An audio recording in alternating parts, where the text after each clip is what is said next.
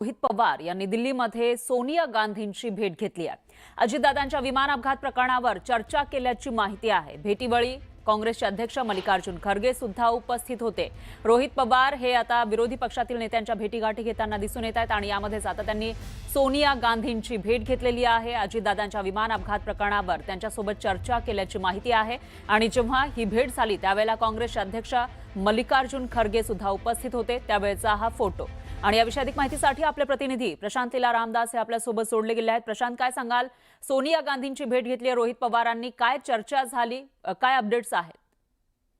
आज राष्ट्रवादी काँग्रेस शरदचंद्र पक्ष पवारांचे नेते जे आहेत आमदार रोहित पवार यांनी आज काँग्रेसच्या संसदीय पक्षाच्या नेत्या ज्या आहेत सोनिया गांधी आणि त्यानंतर काँग्रेसचे अध्यक्ष मल्लिकार्जुन खरगे यांच्या संसद भवनाच्या परिसरामध्ये भेट घेतली। सोबतच दिग्विजय सिंग यांची देखील त्यांनी भेट घेतली। खास करून ज्या पद्धतीने अजित पवार यांच्या अपघातामध्ये घातपाताची शक्यता होती त्या संदर्भातले अनेक पुरावे त्यांनी सादर केले आहे। या संदर्भात गेल्या 2 दिवसापासून रोहित पवार विविध नेत्यांच्या भेटी घेत आहे। यापूर्वी अरविंद केजरीवाल यांची देखील भेट घेतली होती।